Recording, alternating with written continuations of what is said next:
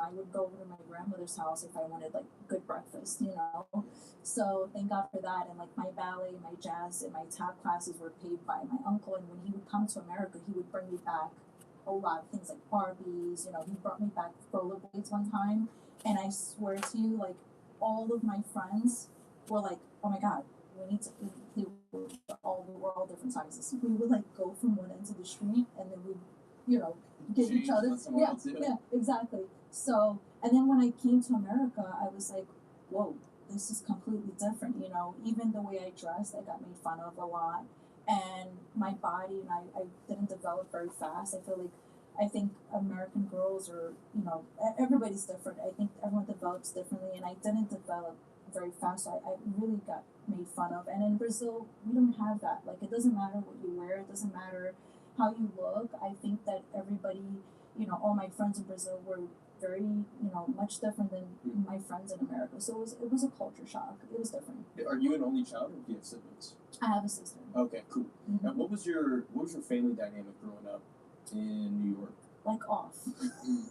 You know, so when I came to New York, my mom had already, you know, met her boyfriend. And when I came, the first thing that my mom said to me, and we were in Astoria Park, and she said to me, listen, I just want to explain something to you. You know, here in America, if you hit a child, you know, the parent goes to jail. But I'm going to tell you one thing. If you do the wrong thing, I will smack you. I will, like, you know, she said it in Portuguese. And, you know, you'll be taken away. You'll go to a house with a different family, and I'll go to jail and I'll get released, but we're going to be living with a different family. So make sure you know to do the right thing, because, you know, there will be consequences, and not for me, but for you. So that always scared me, because in Brazil, you're allowed to, you know, discipline your child up to, you know, a certain extent. And I think, you know, back then it was like very serious, you know, to discipline your child in that way. So I was always very scared of that. So she met, you know, my stepfather, and I stayed a year away from my mom, because I stayed in Brazil. She came to America just to, you know, get things started.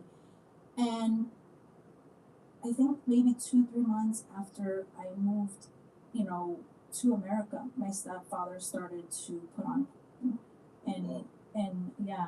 And how old? I was 8 years old. In the living room? Yeah. And he would lay me down on his lap, like I would have my head on his lap, and he would put like a sheet over my head, and he would just watch. Now, I'm 8 years old. I don't know what is going on, right? And I think even as adults, like, we were just so curious, right? Everyone has curiosity. So I would peek through the sheets, and then I would see like these things that were happening. It was so confusing to me, you know, because I grew up in Brazil with my grandmother, and, you know, there was a church down the block. We would go down to church. My grandmother was like, dinner, lunch, everyone has to come here Sunday. So we were very united, like, and boys would try to do stuff to me in Brazil, and my grandmother would be like, no, that is not, you know, so I already knew, like, these things were not allowed. So after a while, he just took off the sheets off of my head, and then I was watching with him, and then next thing you know, he started to reenact what was going on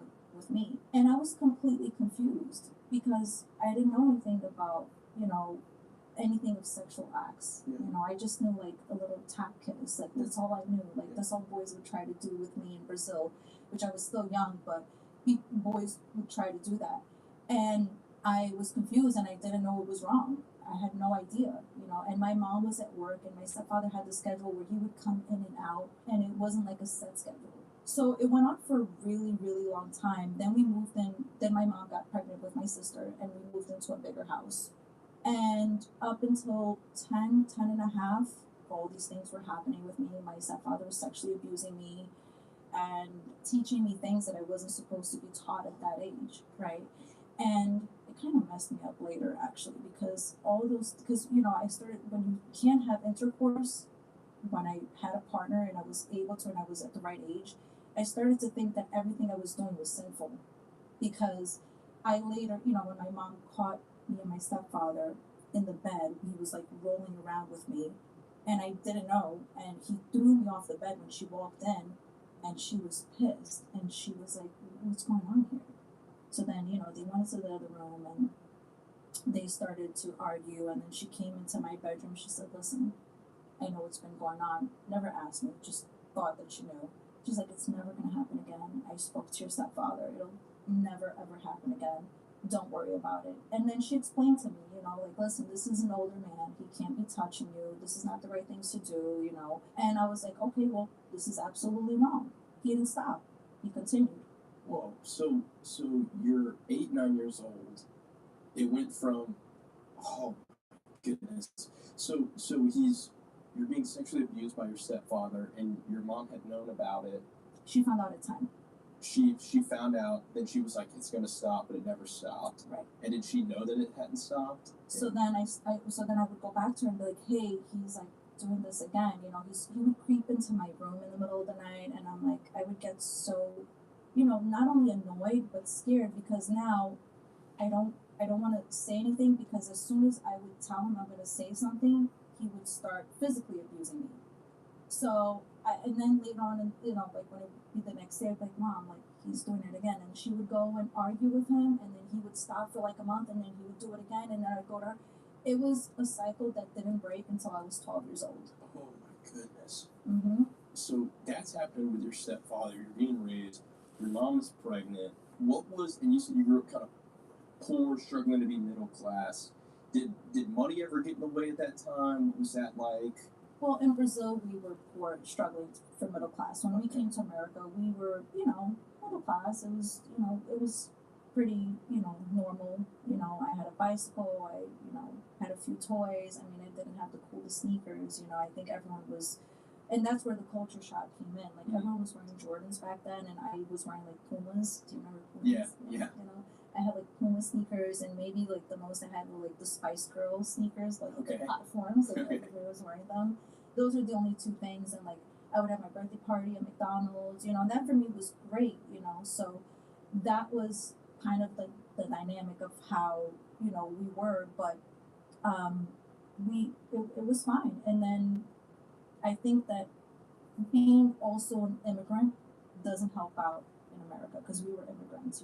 We didn't have our papers, and I think that causes that's a big issue in America. When people come here without their papers, they start to look at jobs that sometimes is not the best job for them. And how did everything in between, the abuse you were experiencing at home, the pressures of life,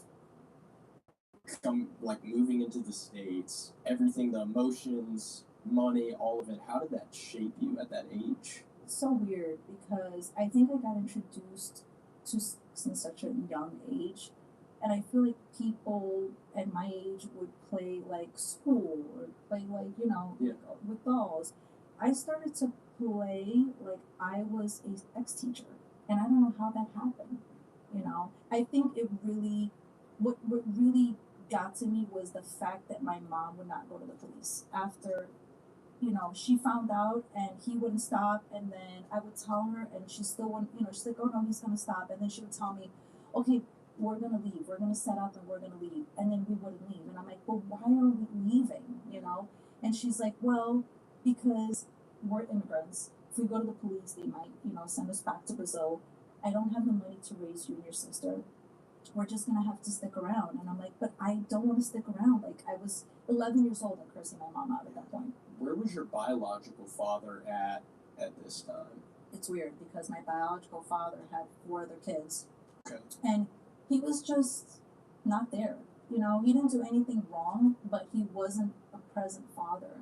And I think my mom also was just like, "Okay, sign off for my daughter to go to New York, and she'll be back," and I never went back. So he didn't know anything. My father's no longer here with us, but he didn't know that I was getting abused. So your mom and your biological father, they weren't married? They were married. Oh, they were. So then she was just like, "Hey, sign this paper, we're gonna leave," and she'll be back, and I never went back. Wow. And my father, my mom is 68 now. He's 25 years older than her. So he's already, an old man, and he's, what is he gonna do, So, but I do remember, going through all these things in my life, and I was, in my head I was like, why am I going through this? Like, why me? And I would just ask, like, well, why God? Like, why am I going through these things? Like, what did I ever do wrong? And I'm like, this has to be like a past life thing. Did I do something wrong in my past life? I was very confused. And I think a lot of people that go through abuse, they're just, when I see, messages on my platform, they're like, why am I going through this? Like, why is God doing this? And I think only later on in life you start to understand, like, God really gives you what you can handle.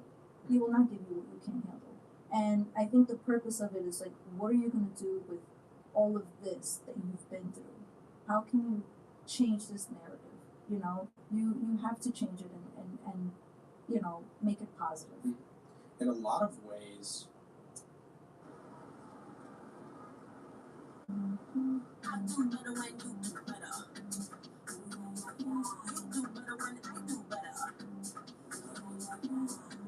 one bag, infinite possibilities. Kate Spade. Everything they love about Welch's fruit snacks, now with no artificial dyes. A snack parents can feel good about, and kids can't get enough of. Welch's fruit snacks, made with real fruit and without artificial dyes.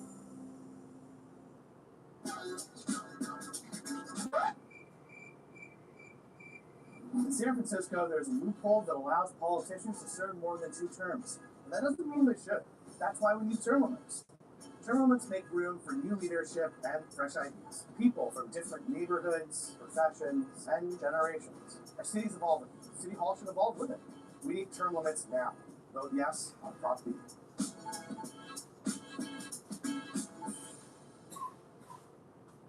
the way that you were brought up unintentionally, we're talking being abused physically and sexually by your stepfather, the pressures of life, everything in between, leading up to really what's making you speak out, your involvement with Jeffrey Epstein and all that other stuff. In a way, and it breaks my heart to say this, but sure, you almost like